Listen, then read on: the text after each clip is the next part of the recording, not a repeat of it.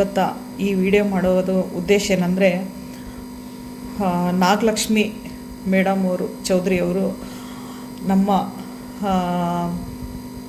ಸಮಾಜದ ಬಗ್ಗೆ ಹಗುರವಾಗಿ ಮಾತನಾಡಿದರು. ಶೂದ್ಧರು ಅಂತೇಳಿ, ಅದು ಎಂಥ ಶೂದ್ಧರು ಅಂತೇಳಿ ನಾವು ಮೇಡಮ್ ಅವ್ರನ್ನ ಕೇಳೋಕ್ಕೆ ಇಷ್ಟಪಡ್ತೀವಿ. ಅದರ ಜೊತೆಯಲ್ಲಿ ಸಮಾಜದ ಬಗ್ಗೆ ಹಗುರವಾಗಿ ಮಾತನಾಡುವುದು ನಾವು ಯಾವತ್ತೂ ಸಹಿಸೋದಿಲ್ಲ. ಯಾಕಂದರೆ ಒಂದು ಸಮಾಜ, ನಮ್ಮ ಸಮಾಜ ಒಂದು ದೊಡ್ಡ ಸಮಾಜ. ಯಾವ ಸಮಾಜದ ಬಗ್ಗೆ ನೀವು ಮಾತಾಡಲಿಕ್ಕೆ ನಿಮಗೆ ಆ ಭಗವಂತ ರೈಟ್ಸ್ ಕೊಟ್ಟಿಲ್ಲ.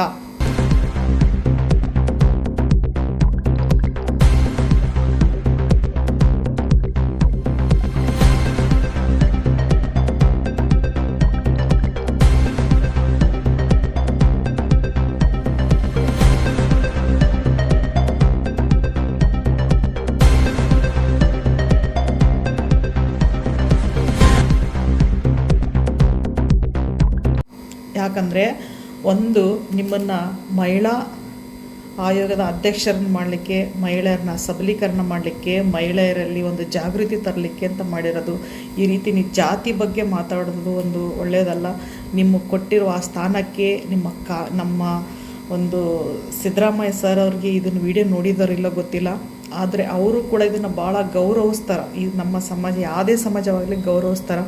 ಯಾವತ್ತೂ ಸಿದ್ದರಾಮಯ್ಯ ಅವರು ಯಾವ ಸಮಾಜದ ಬಗ್ಗೆನೂ ಮಾತಾಡಿದವರಲ್ಲ. ಆದರೆ ನೀವು ಈ ರೀತಿ ಮಾತಾಡ್ತೀನಂದರೆ ಅವರಿಗೆ ನೀವು ಅವಮಾನ ಮಾಡ್ದಂಗೆ, ಅದು ನಮ್ಮ ಸಮಾಜಕ್ಕೆ ಅವಮಾನ ಅಂಥೇಳಿ ನಾವು ಎಲ್ಲವನ್ನು ಖಂಡಿಸ್ತೀವಿ. ಇದು ದೊಡ್ಡದಾದ ಒಂದು ಹೋರಾಟ ಮಾಡ್ತೀವಿ. ನೀವು ಕ್ಷಮೆಯನ್ನು ಕೇಳಲೇಬೇಕು. ಅದರ ಜೊತೆಯಲ್ಲಿ ನಿಮ್ಮ ಸ್ಥಾನಕ್ಕೆ ರಾಜೀನಾಮೆ ಕೊಡಲೇಬೇಕಂತೇಳಿ ನಾನು ನಿರ್ಮಲಾ ಬೆಣ್ಣೆ, ಅಖಿಲ ಭಾರತ ವೀರಶೈವ ಮಹಾಸಭಾ ರಾಯಚೂರು ಮಹಿಳಾ ಘಟಕದ ಅಧ್ಯಕ್ಷರನ್ನಾಗಿ ನಾನು ಮಾತನಾಡ್ತಾ ಇದ್ದೀನಿ.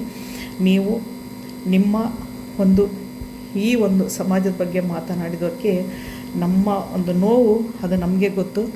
ಸಮಾಜ ಅಂತ ಬಂದಾಗ ನಾವು ಯಾವತ್ತೂ ಬಿಟ್ಟು ಕೊಡಲ್ಲ, ಬಿಡುವುದಿಲ್ಲ. ನೀವು ಕ್ಷಮೆ ಕೇಳಲೇಬೇಕು, ನೀವು ರಾಜೀನಾಮೆ ಕೊಡಲೇಬೇಕು.